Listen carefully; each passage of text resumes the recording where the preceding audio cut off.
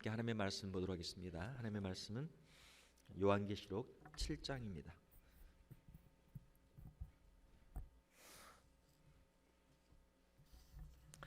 7장 1절에서 마지막 절까지 저와 여러분이 한 절씩 교독하도록 하겠습니다.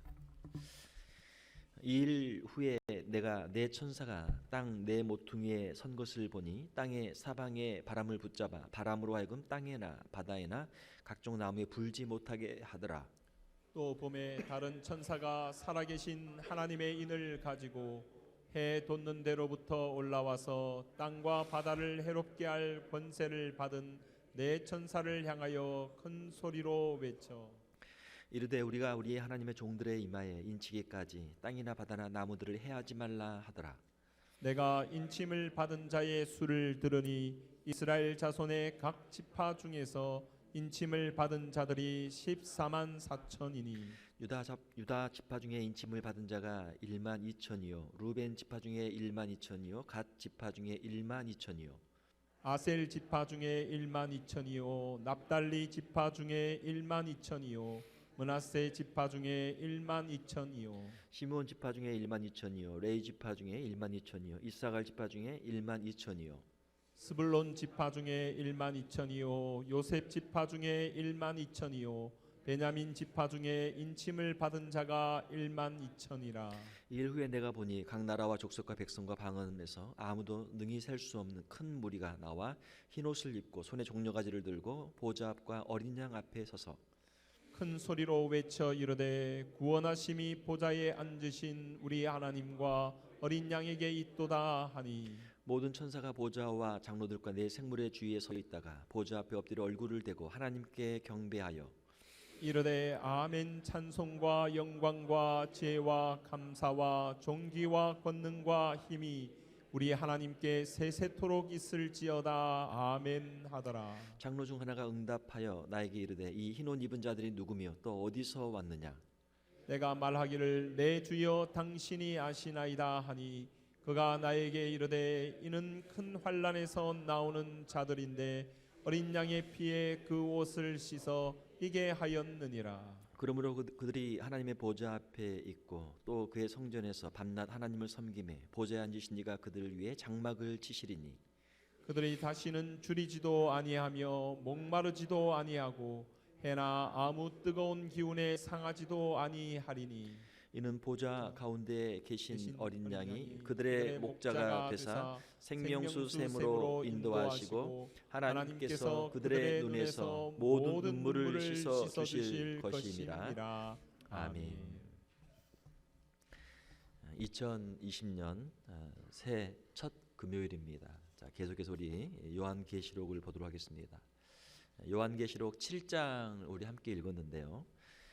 요한계시록에 참 그 하이라이트 중간중간 반짝반짝 빛나는 별과 같은 그런 빛나는 장들 하나님의 보좌 앞에서 드리는 그 경배와 찬양의 모습들이 있죠. 4장과 7장과 또 14장과 또 19장 또 21장 22장 이러한 요한계시록의 장들은 참 우리 마음속에 우리가 이 땅을 살아가는 가운데 우리가 힘들고 어려울 때 이 말씀을 보면은 다시 한번 소망을 품을 수 있는 다시 한번 천국을 바라볼 수 있는 그런 귀한 말씀들이죠. 자, 오늘 함께 읽은 7장은 특별히 6장과 8장의 그 7인 재앙 사이에 있죠. 6장에서는 제1부터 제6까지 6가지의 7인 중에서 6개의 인의 재앙들이 기록되어 있습니다. 그리고 8장에 가면 이제 7번째 인 재앙이 있는데 그 중간에 그 막간에 7장을 보여주시면서 이 땅에 이러한 재앙만 있고 환난만 있는 것이 아니고 하나님이 약속하신 천국이 있다. 천국에 예배가 있다라고 하는 것을 우리에게 보여주시고 계신 것이죠. 자, 1절에 2일 후에라고 하는 표현은 그 장면이 전환되는 것이죠. 땅해를 보면 어때요? 땅해는 지금 첫 번째 인, 두 번째 인, 세 번째 인, 네 번째 인 막 인이 그 개봉이 되면서 엄청난 재앙들이 임하고 있거든요. 처참하죠. 수많은 전쟁과 기근과 사람들이 죽는 질병과 사람들의 엄청난 이 땅의 4분의 1이 고통을 당하는 참 참혹한 그러한 모습이 펼쳐지고 있죠. 자, 그러나 하나님께서는 사도 요한에게 이 땅만 보지 말고 눈을 들어서 하늘을 보도록, 하늘에서 이루어지고 있는 일들을 보도록 그의 시선을 바꿔 주시는 것이죠. 우리의 인생을 살다 보면 우리의 이 시선 또는 시각이라고 하는 게 굉장히 중요하죠. 그 퍼스펙티브라고 하는 거죠. 어떤 관점에서 보느냐, 세상적인 관점에서 보느냐, 세상 사람들의 시각으로 보느냐, 아니면은 우리 주님의 시각으로, 주님의 마음으로 보느냐, 이게 전혀 다르잖아요.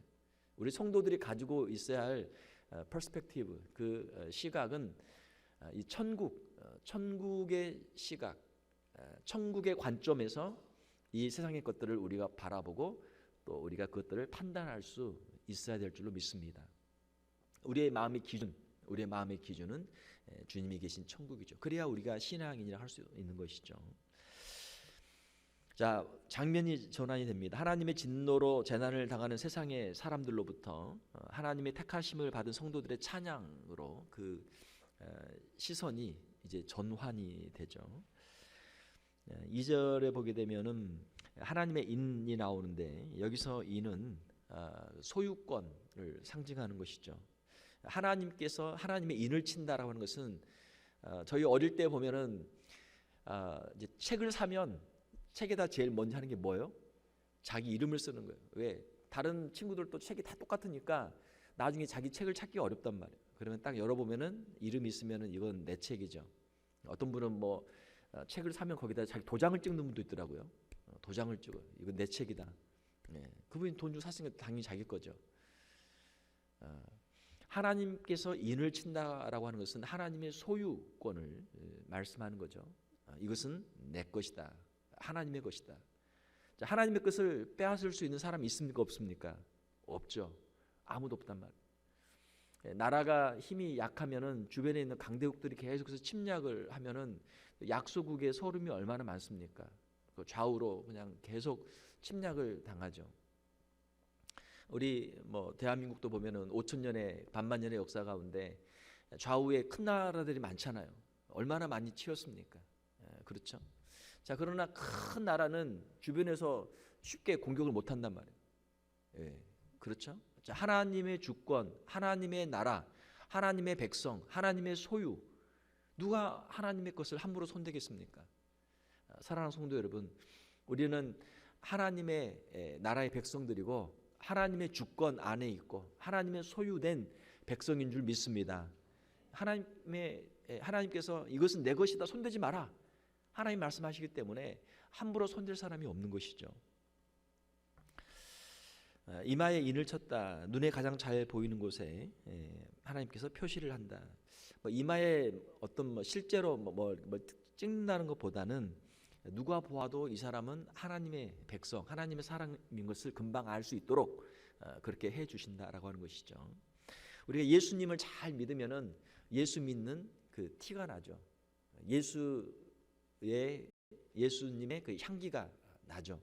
사람들이 보고 이 사람은 예수 믿는 사람이다. 뭐 존경하는 말을 쓰게 되면 이 사람은 진짜 예수 잘 믿는 사람이다. 뭐 더 존경하면은 이 사람은 마치 예수님을 보는 것 같다. 뭐 이런 이제 말을 할 수도 있겠죠. 뭐 좀 비속어로 비아냥거리는 사람들이 쓴다면은 뭐 예수쟁이, 예수에 미친 사람, 예수님을 따르는데 정말 열심히 있는 사람, 안 믿는 사람도 안단 말이에요. 이 사람이 예수 믿는 사람인가 안 믿는 사람인가. 사랑하는 성도 여러분, 우리의 신앙생활 스스로도 내가 예수 믿는 사람입니다. 우리의 신앙 고백이 있고 우리의 신앙 고백과 우리의 변화된 삶을 통해서 우리의 가정에 우리의 식구들이 이 사람은 예수 믿는 사람이 되었네. 사람들이, 우리 가족들이 인정하고 또 친구들이 인정하고 또 우리 주변에 있는 이웃들로부터 예수 믿는 사람으로 인정받는 저와 여러분들이 되시기를 주님의 이름으로 축원합니다. 자, 이마에 도장 하나 딱 가지고 있으면 누가 봐도 이 사람은 어느 편 어디에 속한 사람 금방 알잖아요. 저희 어릴 때 운동회를 하면 초등학교 때 이제 기마전 같은 걸 하는데 이렇게 머리띠를 이렇게 천군백군 하면은 머리띠를 하고 한단 말이에요. 그러면 머리띠를 이렇게 뭐 뺏거나 뭐 넘어뜨리면 이제 승리하는데 딱 보면은 이 사람은 우리 편이다, 상대팀이다 금방 알잖아요. 예. 우리의 정체성, 우리의 아이덴티티, 누구에게나 정정당당하게 나는 예수 믿는 사람입니다. 나는 예수 믿는 사람입니다. 고백하고 또 다른 사람에게도 알릴 수 있는 우리 신앙인들이 되어야 될 줄 믿습니다. 우리 주님이 제자들에게 말씀하실 때 너희가 사람들 앞에서 나를 시인하면 아버지 앞에서 나도 너희를 시인할 것이요 너희들이 사람들 앞에서 나를 부인하면 나도 하나님 아버지 앞에서 너희를 부인하리라 그러셨거든요. 예수 그리스도를 시인한다는 것은 무엇입니까? 내가 믿는 사람입니다. 누구를 만나든지 자신의 신앙을 고백하는 것이죠. 자기의 정체성을 신분을 드러내는 것이죠. 자, 세상 가운데서 우리가 믿는 사람으로 자신을 드러내고 정말 정정당당하게 이 믿음의 길을 걸어가는 성도들이 되어야 될 줄로 믿습니다. 이마에 인을 쳐주시고 그리고 해하지 말라 말씀하시죠. 하나님의 택한 백성들을 위한 그 심판의 연기, 하나님의 백성들을 구원하시기 위한 심판의 연기가 있다. 하나님께서 택하신 사람들이 다 구원에 이르도록 하나님께서는 참고 기다리시는 것이죠. 왜 하나님의 심판이 지금 당장 오늘 밤에 임하지 않고 왜 심판이 아직도 지금 연기되고 있는가? 그것은 하나님의 택하신 수가 다 차기까지 하나님께서 길이 참고 인내하시기 때문이다라고 하는 것이죠. 이러한 일곱인 또 일곱 나팔, 일곱 대접의 이런 재앙들도 하나님의 심판의 예고편이고 또 아직 회개할 수 있는 기회를 주는 것이죠.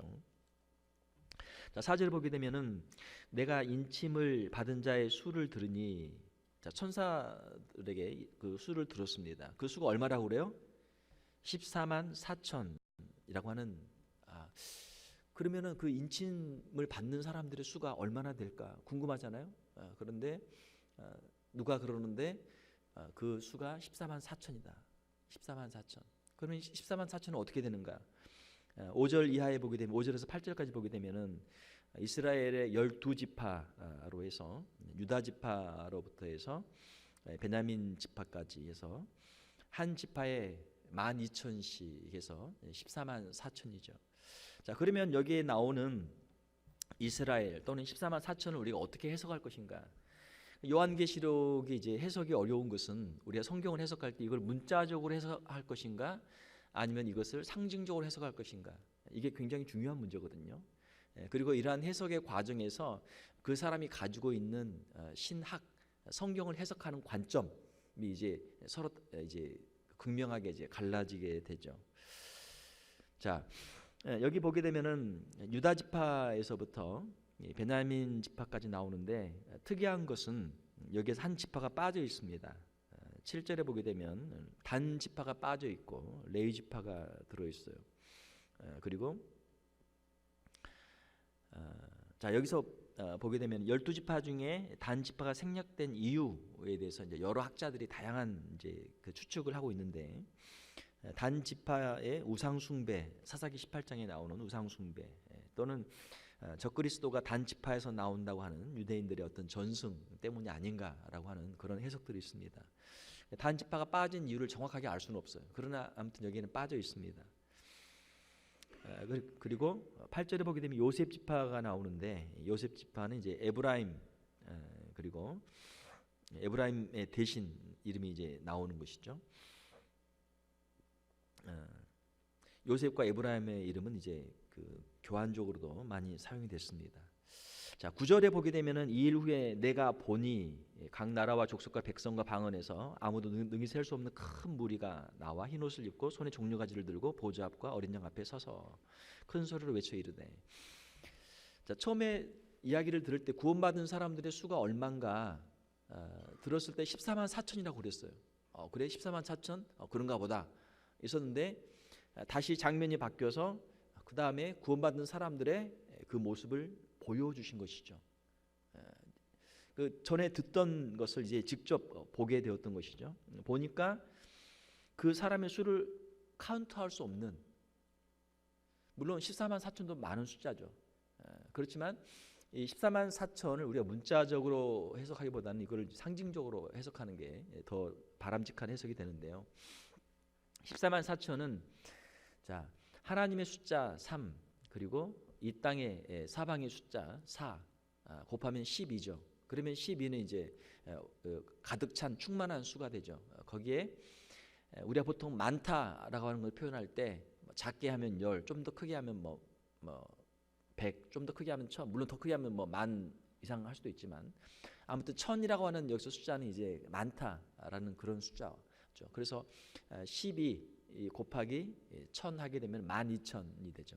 한 지파에 12,000. 하나님께서 예정하시고 하나님께서 선택하시고 하나님께서 부르신 그 완전한 수, 많은 수가 12,000이 되죠. 그리고 그 한 지파의 12,000이 12지파까지 다 채워지게 되면 이제 14만 4천이 되는 것이죠. 그래서 이 14만 4천이라고 하는 의미는 하나님께서 택하신 하나님의 백성의 수고, 하나님께서 계획하신, 하나님께서 작정하신 그 완전한 하나님의 계획과 하나님의 구속의 섭리 속에 들어있는 사람들의 수, 그리고 또한 많다라고 하는 의미의 수가 바로 14만 4천이죠. 자, 그런데 9절 이하에 보게 되면은 각 나라와 족속과 백성과 방언이라고 그랬거든요. 7장 4절을 보게 되면 이스라엘 자손의 각 지파라고 이랬어요. 그래서 어떤 분들은 이제 해석을 하기를 7장 4절에 있는 이스라엘 자손의 14만 4천과 그 다음에 9절 이하에 있는 각 나라와 족속과 백성과 방언에서 나온 아무도 능히 셀 수 없는 큰 무리를 서로 다른 그룹으로 해석하는 분들이 있어요. 그분들은 어떻게 해석하냐면 앞에 7장 4절에 나오는 14만 4천은 이스라엘 가운데서 구원받은 사람의 수고, 그 다음에 9절 이하에서는 이방인들 가운데서 구원받는 사람들의 수다. 그러니까 서로 다른 부류죠. 그렇게 해석하는 사람들이 있어요. 만약에 우리가 요한계시록 7장만 가지고 해석을 한다면 그런 해석도 어느 정도 가능할 수도 있어요. 그러나 그 해석이 잘못된 이유는 우리가 성경을 해석할 때 한 절, 한 장만 가지고 해석하는 게 아니고 성경 전체를 가지고 해석을 해야 되죠. 요한계시록이면은 요한계시록 1장부터 22장까지 전체를 봐야 되고, 요한계시록을 해석할 때도 요한계시록 하나뿐만이 아니고 창세기에서부터 시작해서 모세오경과 또 선지서와 또 시가서도 포함이 될 수 있고, 또 신약에 있는 복음서, 사도행전, 서신서까지 이런 전체적인 모든 것들을 포함하는 가운데서 요한계시록을 해석할 때 더 올바른 정확한 해석이 될 수 있는 것이죠. 자, 요한계시록 14장을 보게 되면 요한계시록 14장 역시 천국에서 드려지는 그 성도들의 찬양과 그 천국의 모습들을 기록하고 있는데요. 14장 1절에 보게 되면 우리 같이 한번 읽겠습니다. 성경 여러분들이 직접 열어서 찾아봐야 여러분의 기억에 남아요. 거기다 표시도 해놓으시고. 자, 14장 1절 시작.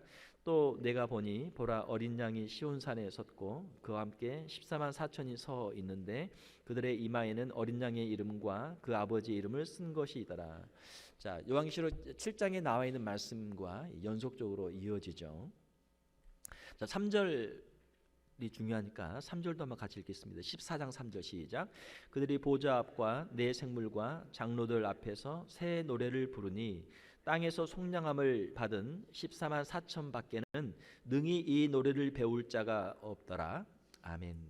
자, 14장에 보게 되면은 14만 4천이 나오는데 이 사람들만 구속을 받고 이 사람들만 천국의 찬양의 노래에 참여한다라고 그렇게 기록을 해놨어요. 만약에 요한계시록 7장에 있는 14만 4천과 그 4절에 있는 14만 4천과 7장 9절에 있는 각 나라와 족속과 백성과 방언에서 나온 그 수많은 사람들을 다른 부류의 사람들로 해석을 한다면 요한계시록 14장의 해석이 어려워지죠. 그렇죠? 왜냐하면 요한계시록 14장은 거기에 보게 되면은 땅에서 속량함을 받은 모든 사람들의 그 수가 14만 4천으로 되어 있거든요. 자, 그러므로 더 좋은 해석은 요한계시록 7장 4절에 있는 14만 4천과 그리고 9절에 있는 큰 무리가 동일한 사람이다. 동일한 사람. 구원받은 동일한 사람이다. 이렇게 해석하는 것이 요한계시록 14장과 우리가 연결지어서 해석을 할 때 더 자연스러운, 더 합리적인 그런 해석이 되는 것이죠. 자, 그래서 14만 4천이라고 하는 수는 어떤 문자적인 수라기보다는 하나의 상징적인 수로 하나님이 택정하신 구원받기로 계획하신 그 많은 사람들의 수가 14만 4천이다. 그리고 7장 4절에 나오는 이스라엘은 민족적인 이스라엘이라기보다는 영적인 이스라엘, 하나님의 교회, 하나님의 백성으로 우리 해석하는 것이 더 자연스러운 해석이 될 수 있습니다. 자, 아무튼 중요한 것은 하나님 앞에서 구원받는 사람들의 수가 많다라고 하는 것이죠. 지금 현재 전 세계 인구가 약 77억 정도 됩니다. 현재 전 세계에서 기독교 인구가 약 21억 정도 돼요. 유럽과 또 아프리카, 또 아시아, 남미, 북미, 오세아니아 각 모든 이 대륙과 나라들의 수많은 교회들이 있고 거기에 또 목회자들과 또 선교사님들과 수많은 성도들이 신앙생활을 하고 있습니다. 자, 그런데 한국에서 이단이 하나 나왔는데 신천지라고 하는 이단이 나와서 14만 4천의 수가 채워지면 이 땅에 신천지가 임하게 된다. 뭐 자기들이 생각하는 교주를 또 뭐 무슨 성령님이니 뭐 또 뭐 이긴 자니 해서 그렇게 하고 있죠. 자, 그런데 그 사람들의 그 하는 것들을 보게 되면은 대한민국을 남한이죠. 대한민국을 12개 구역으로 나눠 가지고 각 그 지파의 이름을 준단 말이에요. 그래서 서울, 또 경기도, 충청도, 경상도, 뭐 또 뭐 강원도, 전라도 할 거 없이 뭐 이렇게 대한민국 전국을 12개로 나눠서 12개 지파로 나눠서 각 지파 이름이 다 있어요. 그래서 그 지파에 몇 명씩, 예를 들어 한 뭐 15,000명씩 이렇게 해가지고 지금 많은 지파는 뭐 한 2만 명, 3만 명 가까이 되는 지파도 있고 이렇게 해가지고 그 수가 지금 한국에 있는 신천지의 이단의 수가 약 한 20만 명 가까이 된다라고 하는 그런 지금 통계가 있습니다. 처음에는 어떻게 그들이 이야기했냐면 14만 4천의 수가 차면 신천지가 이루어진다. 그걸 약속을 했어요. 열심히 전도를 시킨 거예요. 열심히 전도를 했는데 14만 4천이 넘은 거예요. 넘었는데 아직 그 사람들에게 신천지가 임하지 않았기 때문에 지금 벌써 한 20만 가까이 되는데 뭐라고 그러냐면은 신천지에 들어와 있는 이 사람들 가운데 진짜 신자가 있고 아직도 신자가 아닌 사람이 있으니까 진짜 신자 수가 14만 4천이 안 찼기 때문에 신천지가 이루어지지 않고 있다. 이렇게 지금 이야기를 하고 있어요. 그래서 지금 그래서 누가 진짜 신자고 누가 가짜 신자인가 그것을 그 안에서 지금 이제 그 감별하는 그런 일들을 지금 하고 있습니다. 자, 그런데 이게 말이 안 되는 게 만약에 그 사람들이 다 요한계시록 7장에 기록되어 있는 14만 4천이라면 14만 4천이 다 그러면은 한국 사람입니까? 한국에 있는 사람들이 다 신천지에 다 들어가고 그렇게 됩니까? 지금 한국에 거기에 12개 지파를 다 만들어 놓고 우리만 구원받는다. 한국에 있는 다른 교인들은 구원 못 받고 자기 이단이죠. 우리 안에 들어와 있는 우리만 14만 4천만 구원받는다. 그렇게 주장을 하고 있는데 자, 우리가 성경을 보게 되면 신약에 예수님과 예수님의 제자들이 있고 사도 바울과 또 사도행전을 보게 되면 수많은 믿음의 사람들이 있고 또 디모데와 그 사도 바울의 서신서들을 보게 되면 거기에 또 얼마나 그 충성된 사람들이 많습니까? 사도행전에 나오는 예루살렘 교회, 안디옥 교회, 또 이 요한계시록에 나오는 소아시아의 7교회, 또 로마서에 나오는 로마 교회, 또 사도행전에 나오는 그리스에 있는 데살로니가, 베레아, 또 아덴, 아가야 지역에 있는 그런 고린도 교회, 이런 수많은 그러면 신약에 있는 성도들은 다 어떻게 돼요? 또 2000년의 교회사 속에서 있었던 수많은 그 성도들은 다 어떻게 됩니까? 구원 못 받습니까? 그 사람 신천지가 말하는 자기들의 그 지파 안에 못 들어가서 구원 못 받습니까? 말도 안 되잖아요. 구약에 있는 성도들은 어떻게 됩니까? 구약에 있는 성도들, 아브라함과 다윗과 또 수많은 믿음의 선진들, 이사야와 예레미야와 수많은 선지자들과 신실한 주의 종들은 그러면 다 어떻게 됩니까? 만약에 신천지 이단이 그 지파들을 만들어 놓고 이 안에 있는 사람들만 구원받는다 하면 그건 참 이건 유치원 소꿉장난도 아니죠. 전 세계적인 하나님의 역사와 구원의 역사와 또 역사적으로 시간적으로 예수 그리스도의 초림 이후 아니 그 이전에 구약 시대까지 포함해서 있는 수많은 성도들의 그 구원을 이 사람들은 도대체 어떻게 생각하는 거예요? 한국에 있는 그 대한민국 그러면 우리 미주에 있는 우리 이민교회 약 4천 교회 우리 성도들은 뭐 한 사람도 구원 못 받습니까? 신천지 이단의 말에 의하면 말도 안 되잖아요. 얼마나 자기 중심적이고 자가당착인 말도 안 되는 그러한 교리를 만들어서 그걸 퍼뜨리는데 사람들이 거기에 미혹이 돼가지고 수많은 사람들이 넘어간단 말이에요. 제가 한국에서 목회할 때 그때 제가 이제 그 대학부 전도사로서 한국에서 이제 사역하고 있을 때 그때 이제 다민선 교회라고 한참 있었어요. 다민선 교회 곧 예수님이 오신다. 그래가지고 대학생들 가운데 이게 굉장히 많이 퍼졌단 말이에요.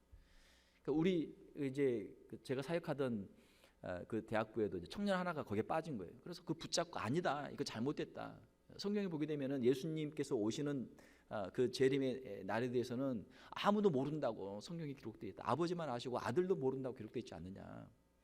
해도 그 거기에서 누가 뭐 기도하는 중에 봤다, 꿈에 봤다, 기도하는 중에 무슨 글자를 써줬다, 뭐 해가지고 그때가 언제였습니까? 1992년 10월 26일인가 뭐 그 정도 될 거야 아마. 그래가지고 그때 예수님이 오신다고 모여가지고 흰 옷 입고 모여가지고 어디 하고 방송국에서 가서 방송 카메라까지 대고 그렇게 해가지고 결국은 그 뭐 교주라고 그럴까요? 했던 그 이장림 씨가 이제 구속이 되고 사기죄로 구속이 되고 했던 그런 일들이 있었어요. 한국 뭐 미국도 마찬가지입니다. 한국에 나오는 대부분의 이단이 종말론 이단이에요. 미국에 나왔던 이단들도 사실은 다 종말론 이단입니다. 그래서 계시와 이 계시론에 있어서 문제, 종말론에 있어서 문제, 이게 이제 이단들이 가장 많이 이제 문제가 되는 그러한 부분들이죠. 자, 14만 4천 신천지에서 말하는 14만 4천이 아니란 말이에요. 그 사람들이 생각하는 개념과는 전혀 다른 개념이죠.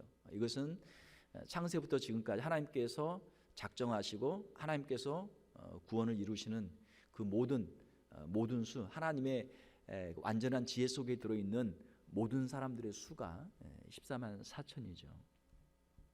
자, 그런데 그 14만 4천 이게 그냥 수가 많구나 생각하고 있었는데 그 사람들을 실제로 딱 보니까 수를 셀 수 없을 정도로 수가 굉장히 많고 또 그 사람들의 특징은 이스라엘이라고 생각했으니까 그럼 민족적인 이스라엘인가 뭐 그렇게만 생각할 수도 있겠죠.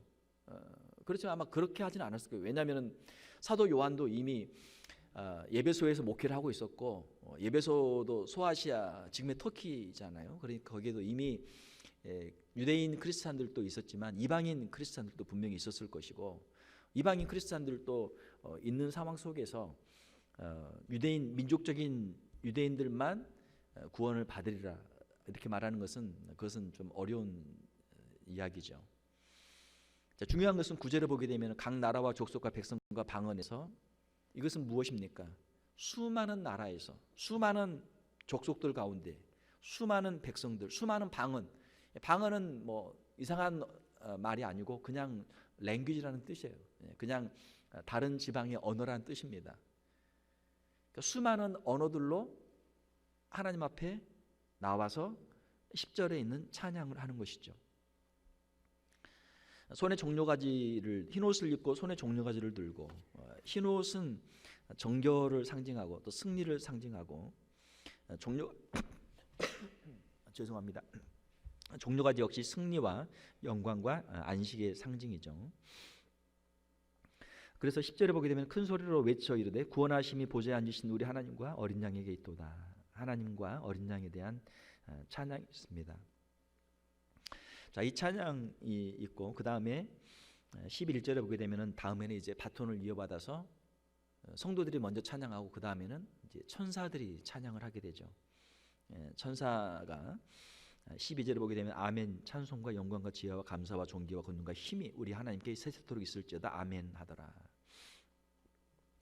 천국에서 드려지는 성도들과 천사들의 찬양 본다면 우리가 이 땅에서 아무리 힘들고 어려운 신앙의 길을 걸어간다고 할지라도 우리가 낙심하지 않고 주님을 바라볼 수가 있는 것이죠. 14절에 보게 되면은 흰옷을 입은 자들이 누구냐, 어디에서 왔느냐 말할 때 큰 환난에서 나오는 자들이다. 큰 환난, 신앙을 지키기 때문에 환난과 핍박을 당하고 그 가운데서 신앙을 지키고 믿음으로 승리한 사람들이죠. 어린 양의 피에 그 옷을 씻어 희게 하였느니라. 예수 그리스도의 피로 말미암아 그 모든 죄를 사함받고 하나님 앞에서 정결하게 된 사람들이죠. 예수 그리스도의 십자가의 보혈로 정결함을 받은 사람들. 15절에 그러므로 그들이 하나님의 보좌 앞에 있고 또 그의 성전에서 밤낮 하나님을 섬기매 보좌 앉으시니까 그들 위에 장막을 치시리니, 이 장막이라고 하는 것은 하나님의 임재를 말하는 것이죠. 17절에 보게 되면은 모든 눈물을 씻어 주실 것입니다. 눈물은 고통과 슬픔을 상징하는 것이죠. 이 땅 가운데서는 큰 환난이 있고 핍박이 있으니까 슬픔과 고통이 있죠. 그러나 주님이 계신 그곳에서는 우리의 모든 이 땅의 수고를 잊게 하시고 우리를 위로해 주시기 때문에 다시는 고통과 슬픔이 없게 되는 것이죠. 그러므로 요한계시록 7장 말씀을 보면서 우리 성도들에게 있는 확실한 구원을 우리가 다시 한번 바라보게 되고, 이 땅 가운데 비록 고난이 있을지라도 낙심하지 말고 천국의 소망을 가지고 우리가 인내하며 승리를 해야 될 줄 믿습니다. 신앙이 좋은 사람의 특징, 신앙이 좋은 사람의 특징은 찬송을 많이 한다. 왜 그러겠어요? 천국의 성도들이 하는 것이 찬송하는 일이에요. 요한계시록 4장이나 또 5장이나 7장이나 14장이나 뭐 성경을 보면은 천국에 있는 백성들이 하는 것은 다 찬송이에요. 찬송. 이 땅 가운데서 살아가면서도 우리가 천국의 성도들과 함께 찬송으로 살아가는 우리 성도들이 되시기를 주님의 이름으로 축원합니다. 참 신기한 것은요, 아무리 힘들고 어려워도 찬송을 부르면 하나님의 능력이 임하게 되고 우리의 마음이 밝아져요. 우리의 심령이 밝아져요. 그래서 집에서 뭐 이상한 거 많이 틀어놓지 마시고 집에서 찬송을 많이 틀어놓으세요. 집에서 라디오든 뭐 유튜브든 뭐 뭐든 간에 뭐 TV든 간에 찬송을 많이 틀어놓으세요. 찬송을 들으면 우리의 심령 가운데 하나님 주시는 은혜가 있고 우리의 심령 가운데 하나님 주시는 능력들이 임하게 됩니다. 찬송을 많이 듣고 찬송을 많이 부르라라고 하는 것이죠. 구원받고 하나님의 장막에 거하는 자들, 천국에 거하는 자들, 큰 환난과 역경을 이기고 이 땅 가운데 성도의 삶, 우리 뭐 집사님도 뭐 잠깐 우리 기도해 주셨지만 우리가 믿음 생활하는 게 결코 쉬운 건 아니죠. 정말 우리가 믿음 생활 잘 하려고 하면은 여러 가지 환난과 핍박이 많습니다. 자, 큰 환난과 역경을 이기고 죄의 문제를 완전히 해결함 받고, 죄의 문제를 해결함 받는 것은 예수 그리스도의 십자가밖에 없죠. 무슨 다른 방법이 있는 것이 아니고 예수 그리스도의 십자가를 우리가 의지하는 것이죠. 그리고 마지막으로 밤낮 주를 섬기게 될 것이다. 주님 앞에 찬송하며 주님을 경배하며 섬기게 될 것이다 라고 하는 그런 소망이 우리에게 있는 것이죠. 요한계시록 7장 말씀을 여러분들이 보시고, 그리고 우리가 찬양을 하게 되면은 구약에서는 시편 찬양이 많죠.